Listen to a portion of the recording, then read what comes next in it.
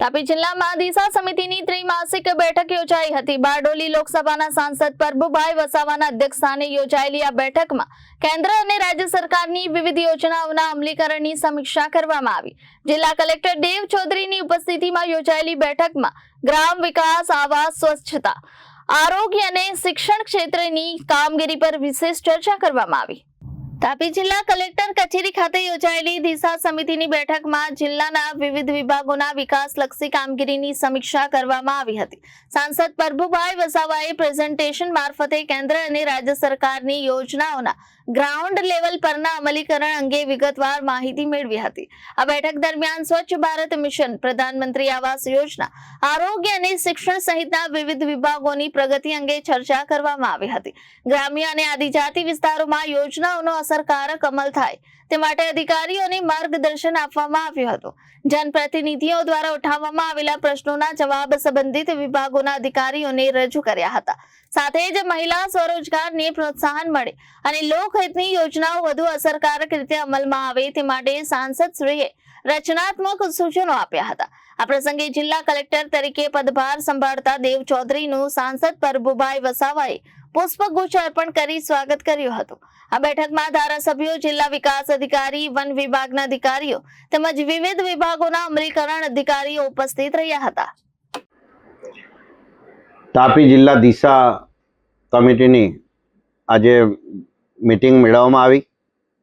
આ મીટિંગમાં જિલ્લાના વહીવટી વડા, આ કમિટીના મેમ્બર સેક્રેટરી અને આજે જ જેમણે ચાર્જ વિધિવત રીતે સ્વીકાર્યો છે એવા ખૂબ જ અનુભવી માન્ય કલેક્ટર શ્રી દેવકુમાર ચૌધરીજી અને જિલ્લાના માન્ય ડીડીઓ શ્રી, અમારા ડીઆરડીએ નિયામક અધિકારી શ્રી અને અમારા જિલ્લાના વરિષ્ઠ માન્ય ધારાસભ્ય શ્રી મોહનભાઈ ઢોડિયાજી, મોહનભાઈ કોકણીજી અને તમામ જિલ્લાના મુખ્ય અધિકારી મિત્રો, ભારત સરકારના આ દિશા કમિટીને લગતા અધિકારી મિત્રો હાજર રહ્યા અને જિલ્લાના જરૂરિયાતવાળા કામોને વેગ આપતી બાબતોને ચર્ચા કરીને 3 મહિને મળીને આ જિલ્લા માટે ખૂબ સારી એ કામગીરીને આગળ ધપાવીને કામોનો નિકાલ કરે છે અને ખરેખર આ દિશા કમિટીમાં જે રીતે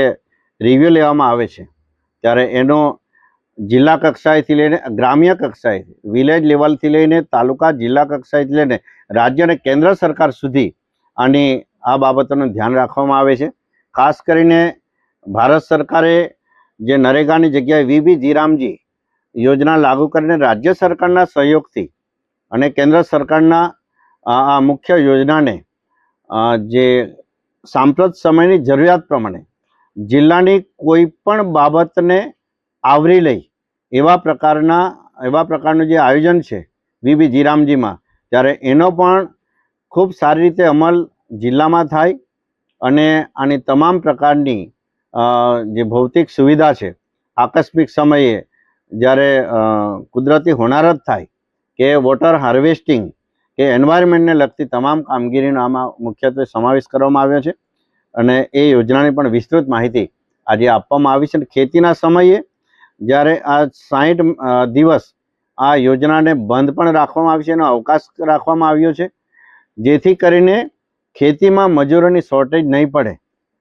ત્યારે એના માટેની પણ વ્યવસ્થા કરવામાં આવી છે અને આજની આ દિશા કમિટીના ચેર તરીકે હું તમામ પ્રશાસનિક અધિકારીઓ અને તમામ વિભાગનો એમની સરાહના કરું છું અને ખૂબ સારી કામગીરી માટે એમને અભિનંદન પણ આપું છું। નમસ્તે। Bureau report, Janadesh news, Tapi.